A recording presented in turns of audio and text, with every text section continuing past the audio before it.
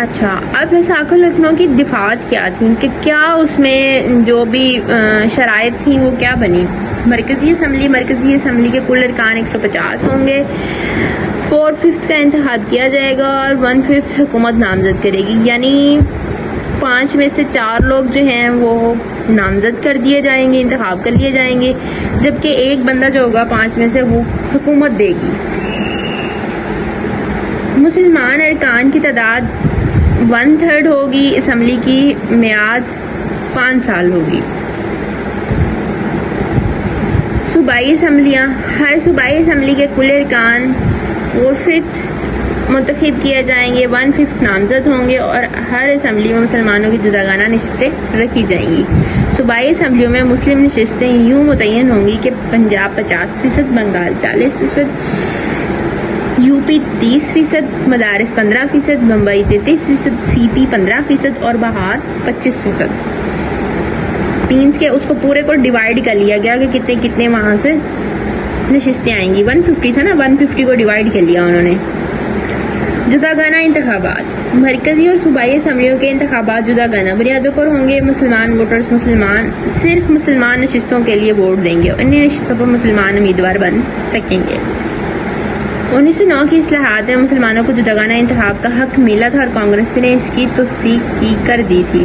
اب مسلمانوں کے لیے جو نشستیں ہیں اس پہ کیا کریں گے؟ مسلمان ہی ووٹ دیں گے اور مسلمان ہی وہاں سے سلیکٹ ہو کے آئیں گے۔ اضافی نشستوں کا اصول، اس اصول کے تحت اقلیتوں کو مؤثر نمائندگی دینے کے لیے ان کی تعداد سے زیادہ نمائندگی کی گئی۔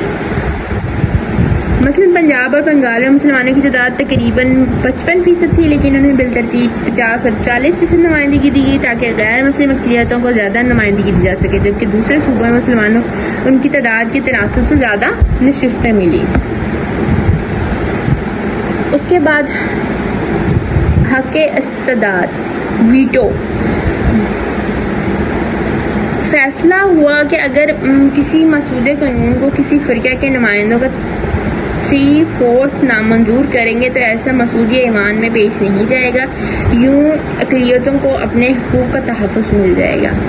ویٹو پاور کہتے ہیں کہ اگر کوئی بل آیا ہے، کوئی چیز آئی ہے، جیسے کوئی بھی چیز پاکستان میں ابھی کوئی بھی بل منظور ہو کے آتا ہے، ٹھیک ہے، تو اس میں تمام جو بھی ہوتے ہیں وہ پہلے ایوان میں پیش کیا جاتا ہے، ٹھیک ہے، قومی اسمبلی، نیشنل اسمبلی کا جو اجلاس ہوتے ہیں وہاں پیش کیا جاتا ہے، وہاں سے منظور ہوتا ہے تو آگے جاتا ہے۔ تو یہاں پہ مسلمانوں کو یہ پاور دی گئی ہے، یہ ان کو رائٹ دے دیا گیا جو کہ ان کے پاس پہلے نہیں تھا ویٹو کا، کہ وہ جو بھی اس طرح کا قانون بن رہا ہے مسلمانوں کے لیے یا اوور آل جو بھی بن رہا ہے، اگر اس میں 3/4 میجورٹی ہوگی، ٹھیک ہے، تو جو ہے وہ بل اگر وہ کہیں گے کہ منظور ہے تو منظور ہوگا، اگر 3/4 لوگ کہہ رہے ہوں گے کہ یہ نہیں منظور، یہ ٹھیک نہیں ہے، تو وہ منظور نہیں ہو سکے گا۔ قانون ساز اسمبلیوں کے اختیارات، مرکزی اور صوبائی اسمبلیوں کے ارکان کے اختیارات میں اضافے کا فیصلہ کیا گیا، انہیں مالیات پر بھی کنٹرول ہو گیا، ضمنی سوالات پوچھنے کی اجازت دینے کی تجویز منظور ہوگی۔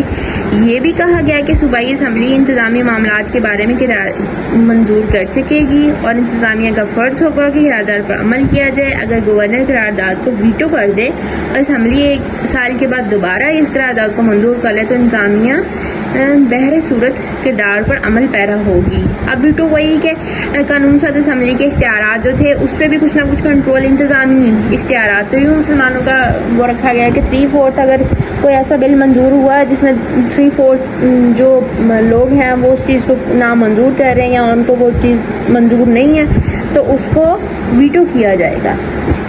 مرکزی انتظامیہ سربراہ گورنر جنرل ہوگا جسے برطانوی حکومت مقرر کرے گی، اسے ایک انتظامی کونسل کا تعاون حاصل ہوگا جس کے آدھے ارکان کا تعلق برصغیر سے ہوگا۔ صوبائی انتظامیہ، ہر صوبے میں برطانوی تاج کی طرف سے صوبائی گورنر تمام کاموں کی نگرانی کرے گا، اس کی مدد سے ایک انتظامی کونسل تشکیل پائے گی جس کے آدھے ارکان کا تعلق صوبے سے ہوگا۔ کونسل کی میعاد 5 سال ہوگی اور اسے ہندوستانی ارکان صوبائی اسمبلی کے ارکانوں کے دونوں کے ووٹوں سے چنے جائیں گے۔